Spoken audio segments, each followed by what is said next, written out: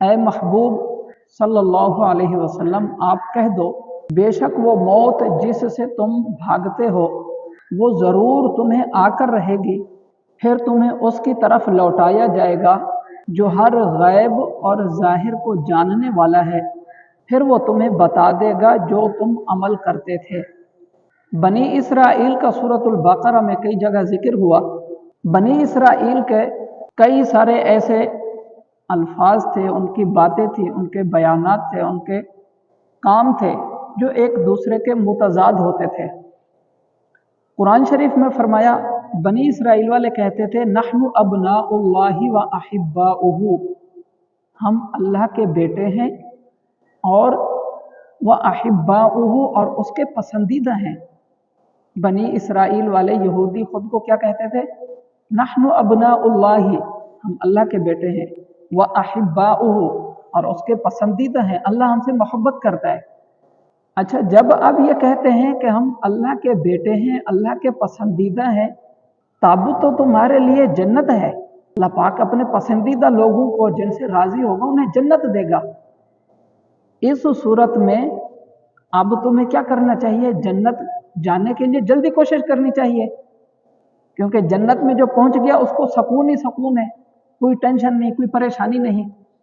लेकिन फरमाया कि एक तरफ तो ये खुद को कहते हैं कि हम अल्लाह के पसंदीदा हैं, दूसरी तरफ यवद्दु अहदुहुम लौ युअम्मरु अल्फ सनतिन, इनमें से एक ग्रोह ऐसा है जो ये चाहता है कि ऐ काश उसे 1000 साल की जिंदगी दे दी जाए, ऐ काश उसे 1000 साल की जिंदगी मिल जाए। भाई ये दो बातें मुतजाद हो गई ना। वो कैसे? तुम खुद को अल्लाह का पसंदीदा डिक्लेयर करते हो, पसंदीदा कहते हो, तो अब तो तुम्हें कोई टेंशन ही नहीं होनी चाहिए, कोई परेशानी नहीं होनी चाहिए कि जब तुम दुनिया से जाओगे, मौत आएगी तो आगे तुम्हारे लिए जन्नत है, क्योंकि तुम अल्लाह के पसंदीदा हो। लेकिन पसंदीदा होने के बावजूद तुम आगे जाना ही नहीं चाहते। तुम में से लोग हैं जो ये चाहते हैं कि ऐ काश हमें 1000 साल जिंदगी मिल जाए, ऐ काश हमें 1000 साल जिंदगी मिल जाए। तो ये दो बातें तो मुतजाद हो गई, एक दूसरे से ये बातें टकराती हैं। फरमाया, ऐ महबूब सल्लल्लाहु अलैहि वसल्लम, आप इनसे कह दो, कुल इन्नल मौत अल्लज़ी तफिर्रून मिन्हु, बेशक वो मौत जिससे तुम भागते हो, फरार होते हो, फइन्नहु मुलाक़ीकुम, वो जरूर तुम्हें आकर रहेगी, वो जरूर तुम्हें आकर रहेगी। सुम्मा तुरद्दूना इला आलिमिल गैबि वश्शहादति, फिर तुम उसकी तरफ लौटाए जाओगे, यानी अल्लाह की तरफ, फिर तुम उसकी तरफ लौटाए जाओगे जो हर गैब, छुपे हुए और हर जाहिर को जानता है, हर जाहिर बातिन को जानता है। फयुनब्बिउकुम बिमा कुंतुम तामलून, फिर वो तुम्हें बता देगा तुम जो कुछ अमल करते थे। यानी अब यहां पर भी बात खत्म नहीं हुई कि मौत आ गई, तुम उसके पास चले गए, अब बात यहां पे खत्म नहीं हुई, बल्कि बात तो अब शुरू हुई। कैसे? फयुनब्बिउकुम बिमा कुंतुम तामलून, कि अब उसने तुम्हें बताना है कि तुम क्या करके आए हो, अब उसने तुम्हें बताना है तुम दुनिया में क्या अमल करते रहे हो, अब उस अमल के मुताबिक तुम्हें जजा मिलेगी।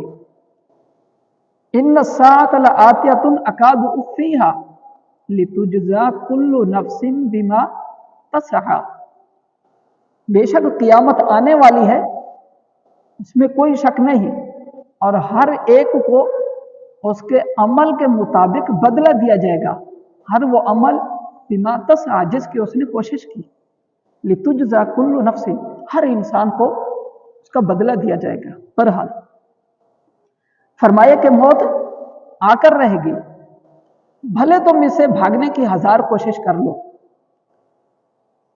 कुरान में और जगह इरशाद फरमाया, कुल्लु नफ्सिन ज़ाइक़तुल मौत, बेशक हर एक जान को मौत का मजा चखना है, मौत तो आनी ही आनी है, मौत आनी ही आनी है। नबी करीम सल्लल्लाहु अलैहि वसल्लम के बारे में है कि हुजूर सल्लल्लाहु अलैहि वसल्लम जब देखते कि लोग मौत से गाफिल हो गए, तो आप सल्लल्लाहु अलैहि वसल्लम तशरीफ लाते हैं, दरवाजा पकड़कर 3 बार इरशाद फरमाते, ऐ लोगो, ऐ मुसलमानों, ऐ लोगो, ऐ मुसलमानों, मौत यकीनी आनी है, मौत यकीनी आनी है, और वो अपने साथ हर वो चीज लाएगी जो उसको लाना हो, और हर कोशिश करने वाले की एक इंतहा है, और हर कोशिश करने वाले की इंतहा मौत है, हर कोशिश करने वाले की इंतहा मौत है। बेशक यकीनी मौत है, आनी है, उसके साथ जो उसने लाना होगा वो लाएगी। इंसान को अपने आमाल के मुताबिक मौत आएगी, जैसे उसके अमल होंगे उसी तरह उसको नेक अमल होंगे तो अच्छी मौत आएगी, सुकून वाली मौत आएगी। बंदा सकरात के अजाबात से महफूज रहेगा, परेशानी नहीं होगी। लेकिन अगर दूसरी तरफ गुनाहगार हुआ तो फिर उसको तकलीफ दी जाएगी। हजरत अब्दुल्ला बिन मसूद रदी अल्लाह अन्हु फरमाते हैं कि नबी करीम सल्लल्लाहु अलैहि वसल्लम ने एक बार हमें यानी सहाबा कराम को समझाने के अंदाज में एक बार जमीन पर चकोर में एक निशान बनाया, चकोर में जिस तरह डब्बा बनाते हैं, और उस तरह बना के फिर उसमें एक बड़ी लकीर लगाई, फिर उसके साथ छोटी छोटी लकीरें और लगाई, फिर उस चकोर वाले निशान के बाहर और निशान लगाया, फिर फरमाया ये चकोर वाले निशान के अंदर जो बड़ा निशान है ये इंसान है, और इसके साथ जो छोटी छोटी चीजें छोटे निशान हैं ये इंसान की परेशानियां हैं, और जो बाहर चकोर डब्बा बना हुआ है ये इंसान की मौत है, और जो इस डब्बे से बाहर का निशान है वो इंसान की उम्मीदें हैं। अल्लाह अकबर, कैसे अंदाज में समझाया। एक निशान है बड़ा, एक उसमें निशान है, उसके साथ छोटे छोटे निशान है। बड़ा निशान इंसान का है, उसके साथ छोटे छोटे निशान है। फरमाया ये छोटे छोटे जो निशान हैं ये इंसान की परेशानियां हैं। इंसान एक परेशानी से बच निकलता है तो उसको दूसरी परेशानी डस लेती है, एक परेशानी से छुटकारा पाता है तो दूसरी परेशानी उसको पकड़ लेती है। इनसे अभी निकलता है तो बहर चकोर वाला जो मौत का है बंदा उसमें दबोच लिया जाता है। लेकिन इंसान जो इस निशान के अंदर है, अंदर से बहर जो उम्मीद का निशान है, इंसान की निगाह उधर होती है, इंसान को मौत नजर ही नहीं आती। अल्लाह अकबर। और यकीनन ऐसे ही है, हर इंसान के साथ मौत लगी हुई है, हर इंसान के साथ मौत है। और नबी करीम सल्लल्लाहु अलैहि वसल्लम ने बेहतरीन इंसानों की अक्कासी फरमाई है इस मिसाल में।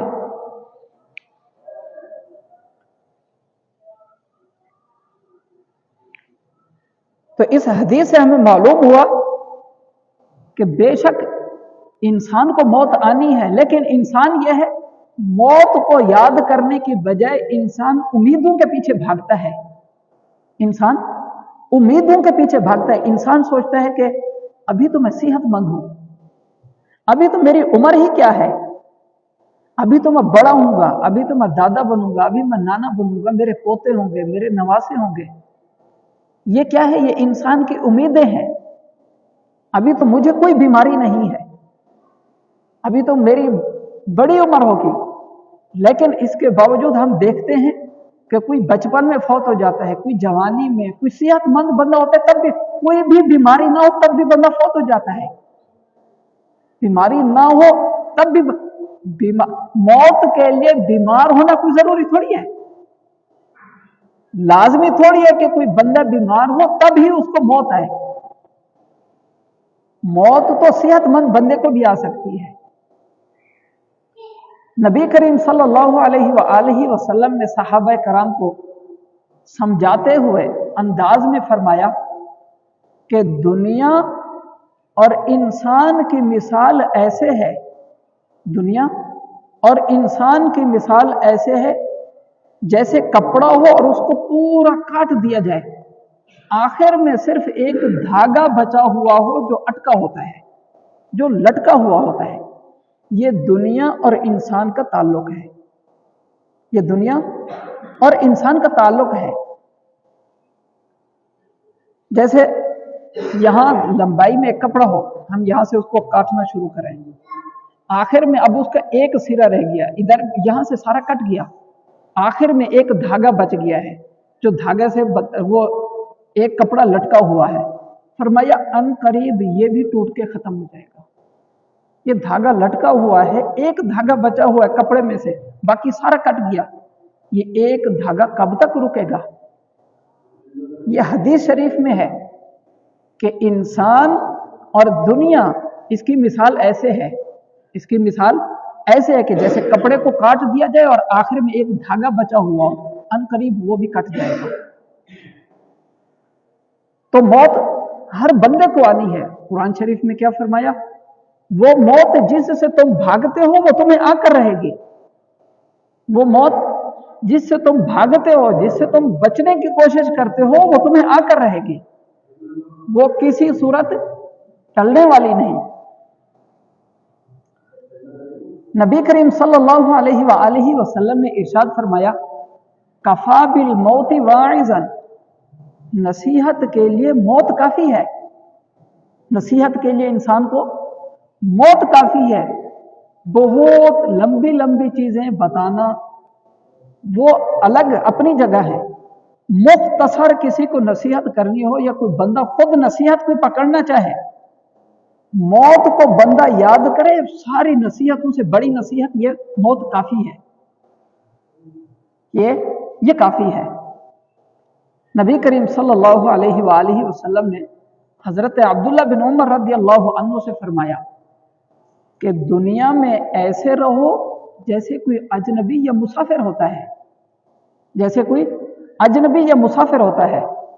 حضرت مجاہد رحمۃ اللہ علیہ فرماتے ہیں کہ حضرت عبداللہ بن عمر نے پھر مجھے نصیحت فرمائی۔ حضرت مجاہد تابعی بزرگ ہیں، وہ فرماتے ہیں کہ حضرت عبداللہ بن عمر نے مجھے کہا کہ جب صبح ہو تو شام تک زندہ رہنے کی امید نہ رکھو، اور شام ہو تو صبح تک رہنے کی امید نہ رکھو۔ ایک بار ایسا ہوا کہ صحابی حضرت اسامہ رضی اللہ عنہ، انہوں نے کسی سے 1 مہینے ادھار پر کوئی سامان خریدا۔ نبی کریم صلی اللہ علیہ وسلم نے حضرت ابو سعید خدری رضی اللہ عنہ سے فرمایا اسامہ کو دیکھو، عجیب حال ہے اسامہ کا، 1 مہینے کے لیے سامان خرید لیا، کہ ان کو امید ہے زندہ رہنے کی؟ نبی کریم صلی اللہ علیہ وسلم نے حضرت ابو سعید خدری سے فرمایا، نبی پاک کے الفاظ ہیں، فرمایا میں تو لقمہ کھاتا ہوں، کھانے کا لقمہ کھاتا ہوں، تو میں یہ تصور کرتا ہوں، سوچتا ہوں کہ شاید لقمہ چبانے سے پہلے میری روح قبض کر لی جائے گی، لقمہ چبانے سے پہلے میری روح قبض کر لی جائے گی۔ میں تو آنکھ کھولتا ہوں تو میں یہ سوچتا ہوں کہ آنکھ بند کرنے سے پہلے میری روح قبض کر لی جائے گی۔ یہ نبی کریم صلی اللہ علیہ وسلم کے فرمان ہے، یہ حدیث ہے۔ بندے کو اس کے بارے میں غور و فکر کرنا چاہیے، موت کے بارے میں بندہ ہر ٹائم غور و فکر کرتا رہے۔ نبی کریم صلی اللہ علیہ وسلم نے صحابہ کرام سے فرمایا اکلکم یحب ان یدخل الجنت، اکلکم یحب ان یدخل الجنت، کیا تم سب چاہتے ہو کہ جنت میں داخل ہو جاؤ؟ صحابہ کرام نے عرض کی یا رسول اللہ بالکل چاہتے ہیں۔ نبی کریم صلی اللہ علیہ وسلم نے فرمایا پھر 3 اوصاف اپنا لو، کیا کرو؟ 3 اوصاف اپنا لو، جنت میں داخل ہو گے انشاءاللہ۔ فرمایا قصر العمل، امیدیں کم کرو، قصر العمل، امیدیں کم کرو، وَاثْبِتُوا آجَالَكُمْ بَيْنَ أَبْصَارِكُمْ، اور موت کو اپنی آنکھوں کے سامنے رکھو، वस्बितु आजालकुम बैन अबस्वारिकुम, अपनी मौत को अपनी आंखों के सामने रखो। और फरमाया वस्तहयु अलल्लाहि फहक्क हयाइही, अल्लाह से हया करो जैसे उससे हया करने का हक है।